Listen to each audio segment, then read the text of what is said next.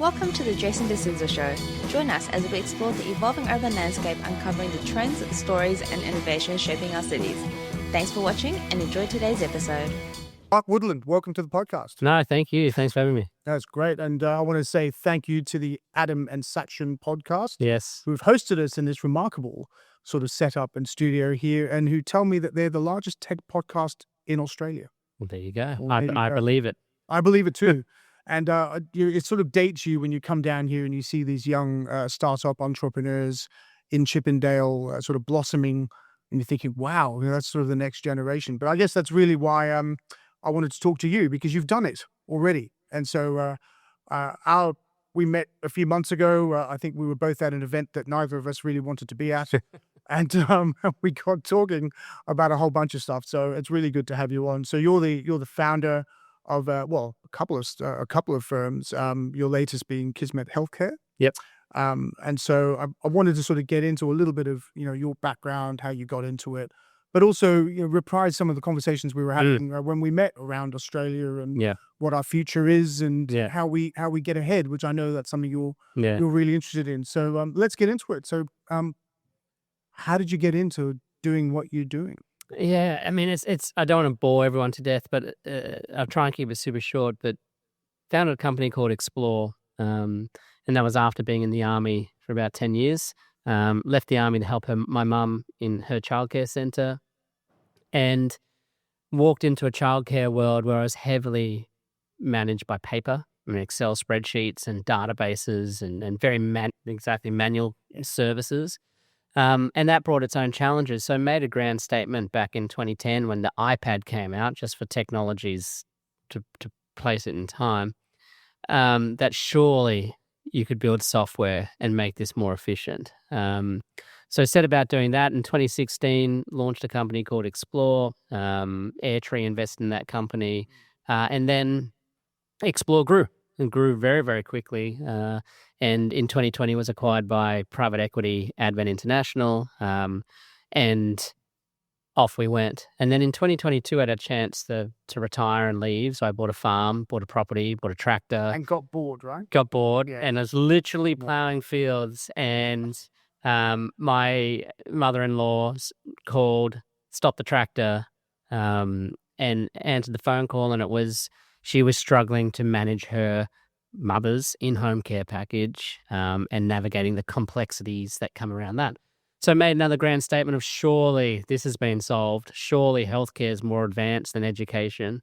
Turns out it's not. It's not. And so launched Kismet in February 23, which is really just an ecosystem. It's a concierge that will automatically book your appointments, find your appointments, manage your payments, manage, heaven forbid, you able to see a doctor based on your goals and healthcare outcomes instead of reacting because you're sick. Yeah, I caught a bit of another show you did where you were talking about, how do we make healthcare proactive rather than reactive? And that's such an interesting concept, because I agree. If you look at the costs in our healthcare system are largely about a failure to be proactive on health, to be proactive on diet, to be proactive on exercise, and public policy generally has not been effective in addressing those things. So it's compensated by investing in the healthcare system to deal with, reactive issues, right? I would argue the same happens in education.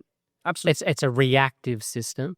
Healthcare is a reactive system. And again, I'm sure we'll speak about it, but housing is a reactive system. So no one solves for actual, what I think is like you must solve for affordability and availability. I think that's a basic human right, that education, healthcare, and housing is affordable and it's available. That's it. So there's no point making something available if it's perfect for you in terms of location, but costs you $1 million a week. But there's no point in having something that's $1 a week, but you've got to travel 100 kilometers to it, and this just doesn't make sense.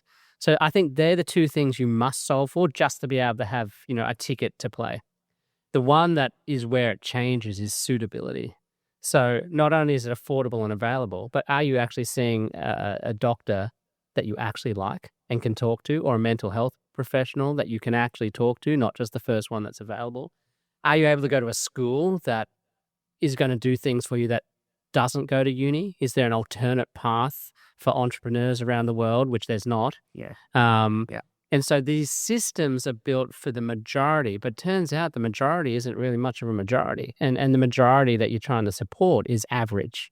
The problem I see it as well is, and we talked a bit about this, is sort of it's lowest common denominator systems. Yeah. Right? So you have a situation where there's a line and we invest in anybody below the line. We want to get them to the line, and anything above the line, we forget about. Or bring them back to the line. We bring them back to the line. Which is the worst. So we're all at the line, Yep. which is then this concept of, equality of fairness, outcome, right, as opposed to equality of opportunity, Mm-hmm. which is, it's sort of become a trite phrase now. Yep. But when you talk about entrepreneurship and, having a go and ambition and all these things, equality of outcome doesn't drive those things. And one of the things I am concerned about, I know you are from our conversation, is in a increasingly wealthy society where we're focused on the line, we're actually reducing our ambition of our young people, reducing the opportunity of our young people, reducing their ability to get ahead. And you are sitting in a place where this is a firm that is founded by extremely young people who are going to do wonderful things. How do we set up a framework, a structure for them to succeed, which is was something we want to get to. But before we get there, just a little bit more on Kismet. Tell me about the name. Yeah, it's an amazing name. It actually means destiny or fate. So you use it in the sentence of that's Kismet. And so when it's a coincidence or something happens and it feels, oh, that's amazing, it's Kismet.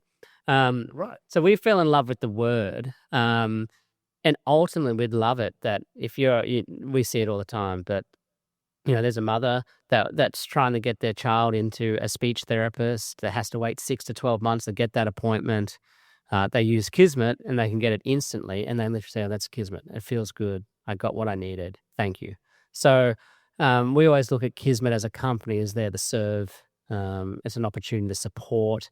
I shouldn't say it too loudly, but I find tech companies a little bit arrogant. So no offense. Like, I'm sure I sit in that category as well.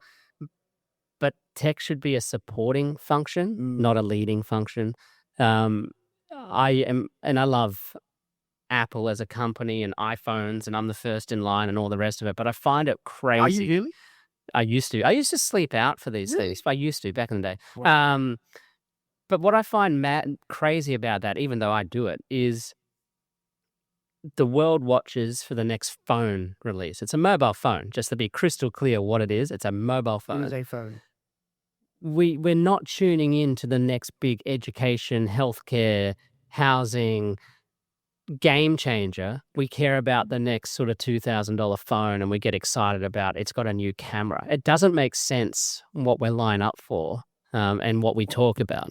And I look at, I agree entirely, because I look at the big priorities that are facing society and we don't seem to care about those things, right? So, education standards, like we are falling in our education standards across the board. Everybody knows it. Policymakers know it. The public know it. We're not jumping up and down about that issue, right? We have a situation now where every state, and more or less, apart from I think WA, the national economy, all in debt, all in deficit. Victoria just put out a budget with more free travel and a deficit and a supposed surplus and a debt position that simply is unsustainable. I'm embarrassed by my state. I'm Victorian. I love Victoria. I used to be a Queenslander, but fell in love with Victoria. It could be an incredible place, and it's just not. I think it still is. I just think it's the government there has forgotten that its job is to grow an economy and not tax investors out of existence. Yeah, in general. I find it bizarre. And politicians generally now seem to be in a position where debt and deficits are no longer a concern globally. I mean, it's the same thing in the United Kingdom, the same thing in Canada.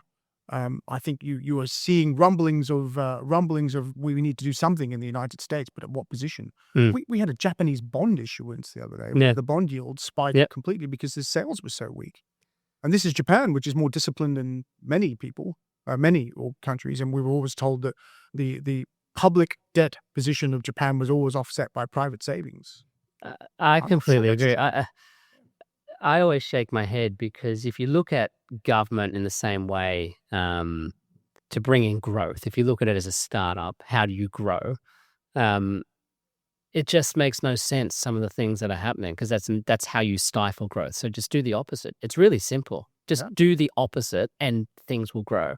And I would argue, instead of more tax, why not increase, again, I'm biased, but why not increase facilities that encourage education, health care and housing, so you can have more people come into a state or a country, and no different to a startup. They're not increasing prices. They're increasing how many customers they have. So why not do that for a country, for a state, and invest in those things? But it just blows my mind that entire places can be run by people that have never been out of the system. Like their whole career has been in the system. And I say this about education all the time. You have people that have gone to school their whole life, then they go to university, and then they come back to teaching. They've been in the system the whole time. Yeah. And so there's challenges with that. And I think we do far more right than wrong in education. But we're the expert. We know best. Well, you don't know. And in education's a fascinating field, because everyone has an opinion, right? I'm a parent. I'm so of course we have an opinion. And my wife is in the field. She's a education governance expert. She does a whole bunch of stuff with universities, and she had some pretty firm views herself on these things. But I would say the public system is a gift, right, to our country. I think it's wonderful we can afford to fund it. That goes without saying. So let's focus on it being better. Yeah. And one of the things I really struggle with is the level of bureaucracy that is sort of imposed on schools, and you don't see it in private schools. They are themselves. They govern themselves. The principal has tremendous authority. Whereas I talk to teachers in the public system, and they'll say the department says this. The department says that. We're not allowed to do this because the department. And you sort of like, well, what does the department actually do? And then you think about the fact that the Commonwealth government has a huge education bureaucracy and doesn't operate any schools or any universities or anything else. And so you go, well, okay, you're a regulator. That's good. But are we really looking at the effectiveness of our bureaucracy? Is that something you saw when you were in the field? Yeah, no, 100%. And to that point, like if in any other field, if you were a team or a department, pick your terms, and you were responsible for education, and it was all the metrics came in and it was getting worse, you'd be fired. Yeah. Like every single day you would be fired, or your business would collapse. Either one, same thing. But there's not. And it's the same sort of repeated cycle. Oh, but this will work. It obviously doesn't. And no one's willing to change that. But we used to fight this all the time. What I found fascinating when I was in early education was sort of the masses interpreted legislation based off no actual fact. So someone had said, this is what you do, therefore someone else did it and someone else did it, but no one actually looked at it. So the most one that we always fought was digital attendance. So back in 2010, it was a physical piece of paper. You sign on the piece of paper and off you go. But legislation doesn't say that. It doesn't say you must sign a physical piece of paper. You can digitally sign something. But everyone interpreted that you must sign as physical signature, and that became the norm. And then I had the Department of Education come into childcare centres that I operated, and they would sit there, these regulators, because they'd go into centres and assess them on this magical rating system that no parent knows about. And it's meant to measure quality, but it's a biased system. So they came in. I had a multi-story, high-rise childcare centre that the regulators hated that concept because how dare you? It should be a family-run business. Cool. The manual says so. Yeah, that's what I know. So therefore, that's what it should be. And this lady walked in and said the first thing she said, I said, "Hey, how you going? Welcome." "Oh, you're not going to pass because you're in a high-rise building." So where does that say in regulation that that's what happened? It's your opinion on the world. And how do you know that this is not suited for the families, which is what education should be, and the children? And it happens to be there's a cohort of families that prefer this style compared to the style you think is right. So you see that all the time in schooling. Like the model itself is designed to go to university. I've never asked someone I've hired, what's your qualification? What grades did you get in school? Where did you go? I couldn't care less. No one's ever asked me either. I've got 4 university degrees. I wonder if they were any use sometimes. Allegedly they are, but... And look, deep down, I hope doctors do have university degrees and pilots and fine. You not want a your problem. pilot to be qualified. Yeah. But in this world of tech, who cares? It's an attitude. It's a culture. It's do you have that growth mindset? You said the word "be better" before. That's actually one of our values: is be better. Do you have that willingness to learn something new and then question the way it should be done? Can we go into that a little bit on the tech side? So I had a great conversation with Sachit earlier. He's a young entrepreneur, extremely. I think you're an investment. I think we invested in him. Very impressive. I asked him why so many of our young Australian startup kids, I consider them kids, they're probably not really, they're pretty adult, I guess, feel they have to go to the United States. And his answer, and I will say this to you, his answer was, look, it's not just an Australian thing. There is a magic about Silicon Valley that brings everybody together there. There is an ecosystem there that drives entrepreneurship, drives investment, equity, debt, and a belief in that type of business. Is that the case? Yeah, that's an element, and I deeply agree with that. But that element is pretty simple, is you are who you hang out with. And so if you're hanging out with sort of like-minded individuals where they look at a problem, the goal is to solve it, not to complain about it, that's going to create more momentum, and you're just surrounded by people that are thinking like that. So when you've got that cohort of people living in a very small space like that, then absolutely. We're a fairly small country. Yeah. Why do we not have that density of attitude? Well, it's what we said at the start. We're trying to bring people to a level. So Australia's got a huge tall poppy syndrome. Huge. Yes. Huge. We talked a bit about this. No one celebrates success here because they've cheated. It's been unfair. They got a head start. Pick whatever excuse you want. Is that just an Australian thing, or is that a British thing as well? Do you think? Well, I don't know. I don't know.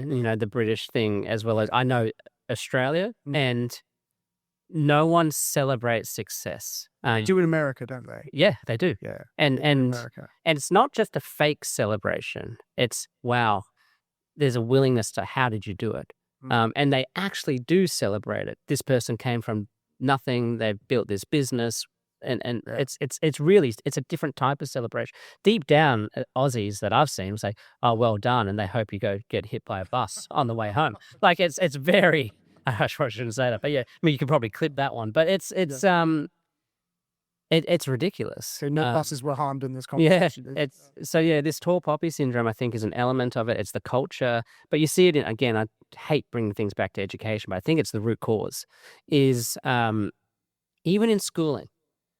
The class clown gets all the attention.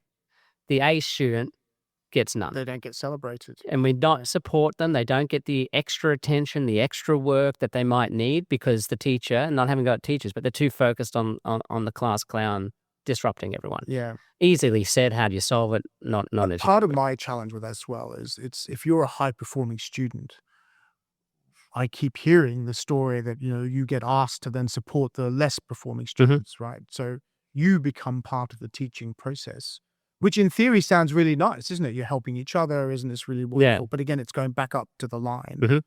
And to me, I had Rob Stokes on my show a while ago. He was an education minister and a very good one. Yeah. And he shared the same sort of view, which is actually in those early years, you learn your reading, writing, your arithmetic. After that, it's really about, ambition. Yep. What do I want to do? How do I get there? And teachers, how do I achieve these ideas? How do I get, beyond where my understanding is right now? And I wonder if that's, we have been teaching a long, long time, right? There's been education for eons. Is it just the fact that we're just very used to teaching things in one way and we're just very happy to push people through a system? Change. and the change is difficult. Yeah, but I mean, this is a challenge with Australia, and I had a conversation today about this. We don't like change. We don't like big change. And unfortunately, the only thing that's going to solve some of the challenges that we face is significant change. Because if you don't take any change, or you like small change, unless you're doing small change bit by bit by bit by bit, indefinitely, you eventually get to big change. But as soon as you stop doing the little change, you literally stop. And so you lose this sort of momentum, and eventually you're going to have to do a big Hail Mary solution. And we don't enjoy that. Pivot before it's too late, right? Or avoid the pivot because you're incrementally changing over time. Yeah. But we don't do either. Yeah. And we put the head in the sand, and then it's someone else's problem. And I would argue that the generations, there's going to be a period of time where we might just have to sacrifice and work hard for a generation that's coming behind us. And that's not fair, and we don't stand for that. We want fairness. We are not there at the moment as a country, I would say, and as most of the Commonwealth, I would say, where developed Commonwealth is in this position where I think we saw it to some extent in the election, where the public has gone, I don't like these cost increases. I don't like the cost of housing. I don't like the cost of interest rates. Insure me, give me a payment. Give me a payment for my energy costs. Offset the cost of living here or here. Tell me I don't have to pay stamp duty.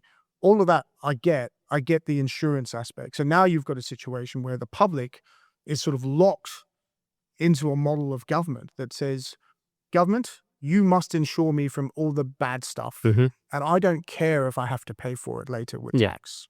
Or somebody else has Someone to else pay for doesn't. it. I don't care if my children have to pay for it. Which is terrible. Right? And so who would have thought that, in, what was it, 2004 or 5 or something like that, Australia was a negative net debt country. Yeah, you can't believe it now. And now we're, over $1 trillion in debt, and considered by rating agencies to be a strong economy. I look at that, I'm like, how does this work? And of course, it is good relative to other disastrous. Yeah, but there's a low bar against a low bar. You're not, like, it's easy to compare. And this is the challenge. It goes back to the Silicon Valley thing. If you're comparing yourself to someone that you know you can beat, or you're racing a race against someone that you know you can win, but you should be racing in the higher category and you're actually the worst, that encourages you to do more. It encourages you to be better. But you're hanging out with intentionally people that you're the smartest brain in your group of friends compared to you're the dumbest in your group of friends. I assure you that's rarely the case for me. Yeah, same. I'm always not the smartest, but it's. But I mean, it's an interesting, and people say to me, geez, these are boring topics, debt, deficit, and, why don't we talk about, vision? And, well, you can't have vision necessarily. You can't get there unless you sort out your I think you can have a vision, but there's significant cost and pain to get there. But your fundamentals have to be right. Get the basics right. There is an element, I think, of sacrifice. Like friends of mine who are founders like you, I tell their stories regularly. My friend Hamish Ogilvy, you might know him. He did Search.io. This is a guy who left Australia with his wife, lived on friends' beds in San Francisco. Kind of built this business from nothing. And has done very well. And everyone says now, geez, you've done well. Overnight success. Why don't we interview you in there about your success? And he sort of was very quick to say, well, actually, the journey here was not easy. No. The journey here was not easy. Another friend of mine, Owen Prime, had a business, Noggin, with some partners. They started it at university. They've recently just done their exit. Right. It is the sacrifice that you need to make in business. In my own firm, my partners and I left a very comfortable corporate life, all that sort of stuff. It was nice trips and all this stuff to start a business, sort of in your 40s. And people say, geez, it's wonderful. You've dropped your corporate jacket. Like I have. I put on a new jacket, but it's mine. And I've actually got to work hard to and it's very heavy. It's heavy. It's heavy, right? And it's wonderful. It's exciting. And you get to do lots of really interesting things. But it's a different game. Right? Comes with a cost. So what do we do? What do we do about our cultural malaise, if we want to call it that? Are we well, first of all, are we catastrophizing things? Yes, is the like if you really looked at it and you compared and you went in and someone, it's not as bad as that, education's not that bad, and they start rattling off all Healthcare's not it's that just, bad. we're X in the world. Okay, awesome. Tick, tick, tick. Australia's awesome, do nothing. I'm wrong. You're right. That must be a Mark problem. Yeah. Therefore, stop whinging though. Like, shut up now. So cost of living isn't a problem. It's not a problem. No, housing isn't a problem. We're saying that's not a problem. Yeah. So don't whinge. Yeah. Not a problem. We're happy is what we're saying. Cool. But we do whinge, don't we? I mean, the concept, I always laugh when I first moved here from Hong Kong, there was this concept of the whinging pom, Yeah. right? And the whinging pom was a group of people who had moved from the UK and constantly compared what was an emerging country at the time from the Keating era recession to the UK. Yeah. You go to the UK now, and you don't hear that now. Yeah. You don't hear expatriates from the UK say these things in Australia, but you do hear Australians saying that. To some extent, you do hear a lot of complaining Australians, which is it's not aligned with our character. No, I think it's new. Now I could be completely wrong. It's the product of wealth. It's the product of 30 years of unbroken growth. I think we've become very complacent and entitled.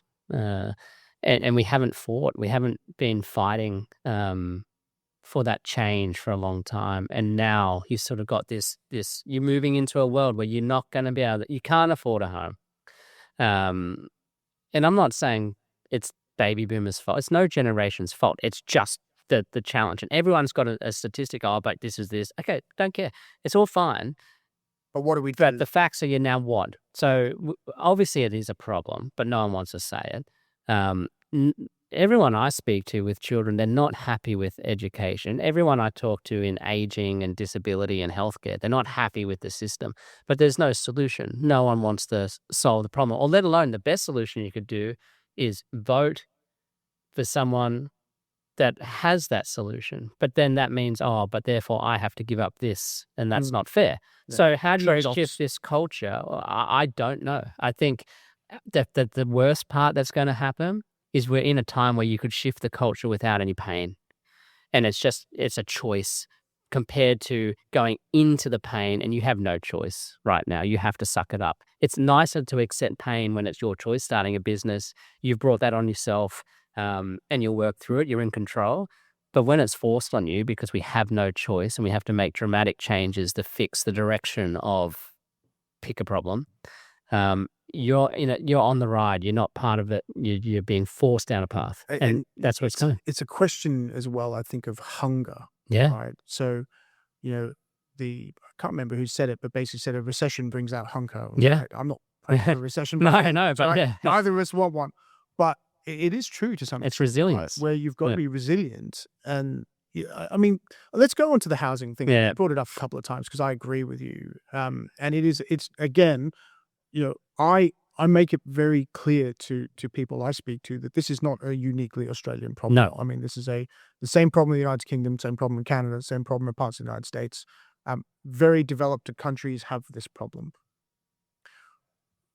The fundamental issue really is, the concept of home ownership. Mm-hmm. There's one school of thought that says you create wealth by owning real estate. Yep.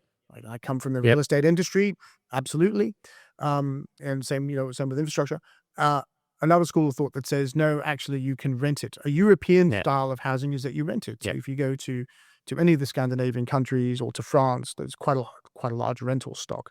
Mm-hmm. The UK, Canada, and Australia really comes from this idea that the home is your wealth.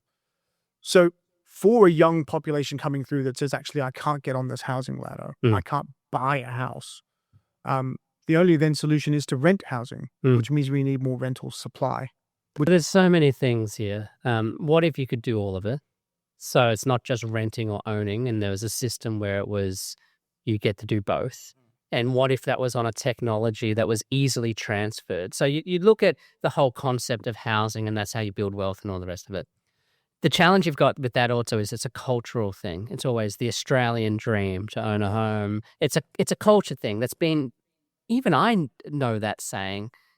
Oh, yeah. But I know it's not possible. So you're already telling people that to fulfill your dream, you must own a home. It's a very sort of forced. You must own a home. Yeah, You and must. therefore you're successful. Therefore you've done the right thing. Yeah. You've got the right job, and you go right back to the root cause of it. Go to uni, get a good job, be able to afford a house, live the Australian dream. Right? That's been the message that's been sent since, for my whole life. That's all I've ever heard. And then you feel like an absolute loser because you can't achieve that goal. You feel like you've failed. But it's a dream being forced. That's not my dream. I might not want a backyard to play cricket, which is the suitability argument that I make all the time, is affordable, available, and suitable. Like if I'm a single person, and I haven't been single for many, many years, married, kids, so I don't know, and I had this conversation the other day, I'd be useless if I had to go back into the dating market. But this is my assumption on what people think want. guys like us have these conversations. Can you imagine starting again? Well, no, someone said to me, I'm way off topic now, but someone said to me the other day, oh, this is what we do when we meet. And I was fascinated because we go to the bar, we make.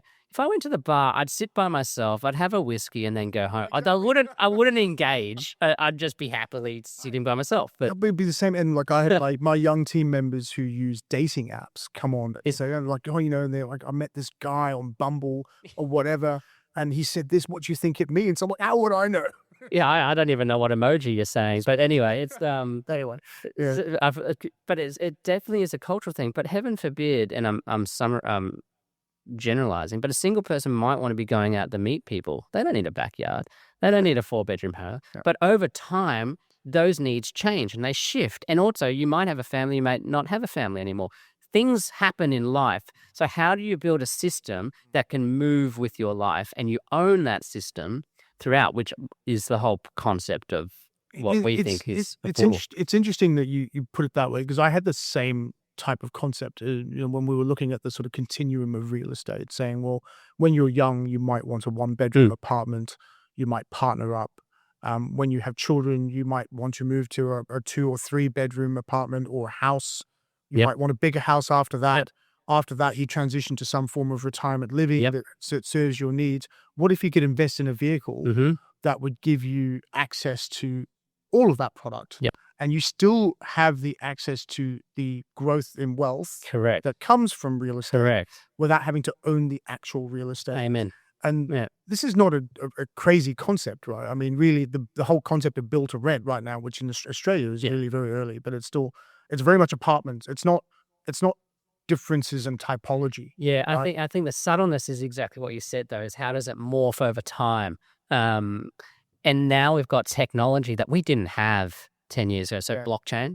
So all of a sudden, everyone laughs. Every time I say blockchain, meme coins. No. What about blockchain, the technology where you can instantly transfer wealth? And so if you had your housing system set up on blockchain where you're paying a little bit more rent, but you're owning some of that property, which has real value. Yeah.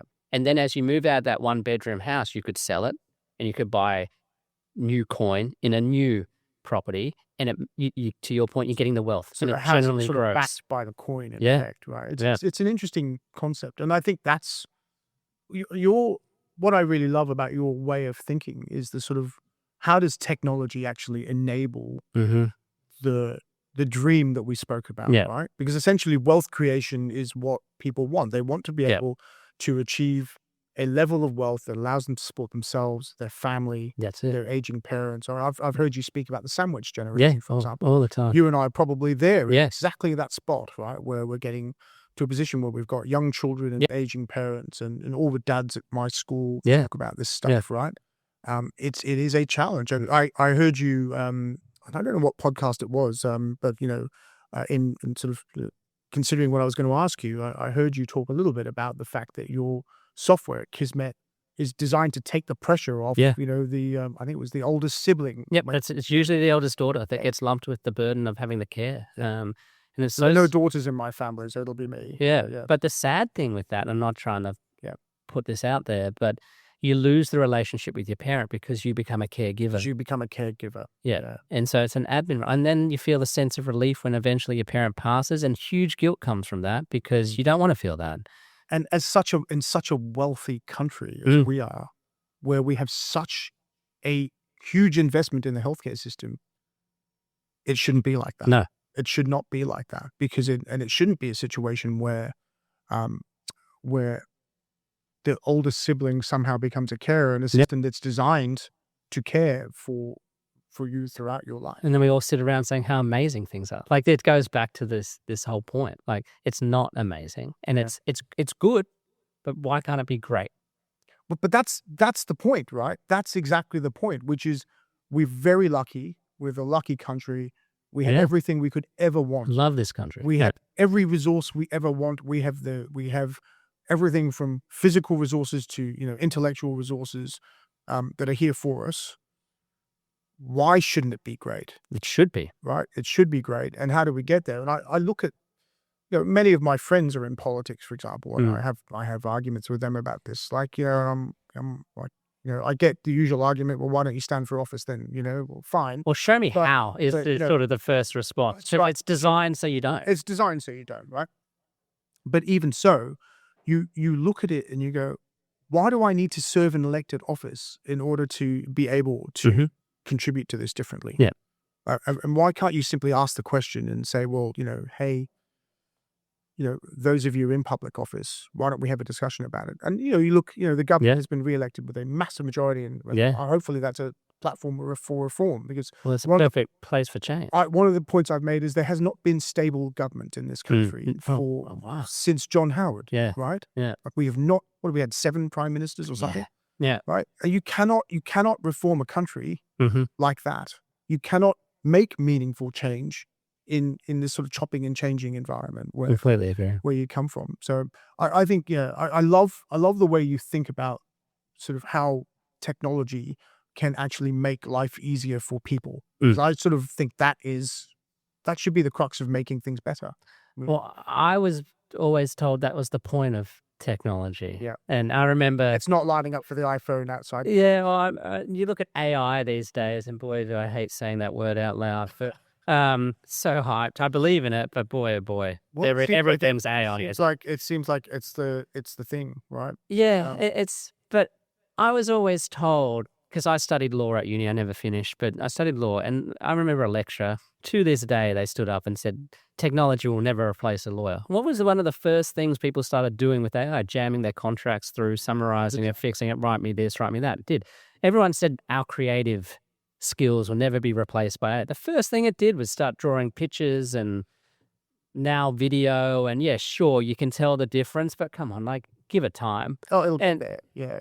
I had one do a render of an estate the other day, and it was perfect. I put it straight in my deck and bang. I used to get an architect to do that for me, right? Yeah. It's gone. I did hear a sort of, like, I guess, not quite so amusing meme that said I was looking to AI to do my dishes and wash my laundry. Yes. And so I could focus on art and culture, and instead it's doing art and culture. And I'm still doing my laundry. That is exactly it. It's okay. Elon's robot's going to. And then the whole argument. So what do you do? And it's I just think technology should play a supporting role, and we just expect technology to take over. So one of the things I do want to ask you, actually, we talked a bit about it, was as a country, one of the things I worry about, and we were talking about, was the falling birth rate in Western countries, right? Yeah. And I've had a couple of people on my show talking about this issue. The wealthier we get, the sort of fewer children we have, which means we have a higher dependency ratio. Technology can't solve that problem, right? At some point, and one of the reasons I think that people, well, you tell me, but I think as we get wealthier, the opportunity cost of having children is higher. Yeah, right? I think technology, unfortunately, will solve that problem, and it's pretty bleak. Like the solution is not good. So if you think about something as simple as aging, which I've not met anyone that's solved that yet. That's the ultimate solution for technology. We don't age, but that's separate issues. But let's assume we keep aging. The system that we've built is your children take care of you in your home. So that's reliant on housing to have a home, and it's reliant that you have children. So you age in place, basically. Correct, which is the whole system. That's good for this generation currently aging, baby boomers. And I'm not having a go at them. I'm just saying that's the generation that's aging. That works because that's the system that it was designed, and it works. Millennials are the second largest population. They're aging very quickly behind. They don't have access to the same home. So where do they age outside renting and things? But eventually you don't own your home. You can't afford rent. Eventually it catches up. Unless you have some other form of wealth creation Sure. mechanism like we were talking about. Which affordability in life, that's not happening. Yeah. And then you've got Gen Z who have to take care of the second largest population, millennial, who definitely don't have homes or access to affordability. So the system breaks, the tradition, the culture breaks. So the solution then becomes, well, maybe robots do come into the homes and do the caring aspect. And so technology does step up, but it's not good. It's not a good picture. Okay, that solves the caring problem, but it doesn't solve our population problem. No, it doesn't solve the population problem, but in the sense ourselves with robots, right? No, right? and I think Japan just did it recently where they had an artificial womb. So Japan's got the lowest birth rate. It's actually and South Korea apparently is worse. Okay, I didn't know that, but I've always focused on Japan. But Japan just released, and this goes back to your point about need and resilience and hunger. So who's the first place that invents sort of an artificial womb? Japan. Because they have no choice. Correct. Because they're aging so quickly, right? The Chinese population has shrunk. You Yeah. would have thought the impact of the one-child policy, which was celebrated as population control when I was growing up. Yeah. Has no one questioned it. Chickens have come home to roost. Yep. And now there's a population decline, and you look at the West. I saw a graph recently of 4 or 5 European countries, and the trajectory was just a collapsing sort of birth rate. Yeah. And one of the issues I think is the case is the fact that we are now living in a society where you must have, if you are looking to have a family, you do need a 2-parent household. You do need a 2-parent working household. Yeah. And so if both parents are working, the opportunity cost of having a child is lost income, is lost lifestyle. And you can see the spiral literally happen. So both parents are working, so you send them to education, childcare stuff. You're unhappy with the education system because it's not getting your child ready for the world that they're going into. They go into the world, and it's just this vicious spiral. And I look as well, and this is always dangerous territory when two blokes are talking about this sort of thing. Yep. But I can see Pat going, he's in trouble too. I look at there is a debate, and there is a legitimate debate to have about the quality of care you have at home versus the quality of care you have in childcare, where the role of a parent is to try and raise your child, which you don't get the capacity to do if you have to work. Exactly. And surely the position we're trying to get to is one where you have the choice. Right? Yeah, it Where goes you have the back choice. to suitability. If you want to be at home with your child, you should have that right, man or woman. Yeah, anyone, right? And I think that in the economy we have now and the economy we have structured now, across the board, is a debate we should be having. I agree. But it's one of the ones we're not having. And the Treasurer has come out recently and talked about productivity as being the most important things, most important things on the agenda. And we're starting with a cut to student debt and an increase in unrealized gains. What do you think of the unrealized gains? I think it's madness. Okay, so tell me why. I agree, of course. Absolute madness. I think, well, if you're going to encourage investment in a state, in a country, why make it hard? Like it's and super, and the stats. Okay, the stats, it affects like a few people of super over 3. But that's not where it's going to end. Correct. Right. We all know that, and we've seen that from COVID. Yeah. Things don't get rolled back; they stay in place. Yeah. So, okay, yes, right now, sure, there's an argument that it's fine, but what if we've just been speaking about home ownership and affordability? Yeah. So all of a sudden now your home goes up in value. How do you even investment property? If they put unrealized gains on investment property, what will happen to rent? It will go up. But they put unrealized gains on something as simple as a startup. Well, why would you start up ever? Why bother? That to me is the frightening scenario here, right? And you're right. Whenever policymakers introduce a new tax, it's very rarely removed. I think the only example I can really think of taxation being repealed was following the introduction of the GST and the repealing of state taxes, and even then, not all of them were repealed. Right? So, my worry with this policy is not the superannuation thing, because they're designing it as wealthy people above $3 million. Yeah, But the stats make it fine, look good, sure. it is Yeah. when you say to the startup entrepreneur, "Hey, your company was $10, it's now $1 million," right? Yeah. Can you please pay me your 30% tax? And I don't like the statement that's actually made me the angriest is, "Oh, just sell, so you can pay the tax." Why? But why? What do you- What on what planet is that a sensible outcome? Like, But it goes back to your first point. Why do we go to the US? Well, here's an perfect example of why would I even stay? What's the point? And as soon as this came in, we immediately looked at moving offshore. is that because you think that this will be extended to startups? 100%. I don't know. But yes, I would, if I would place a bet in time, yeah.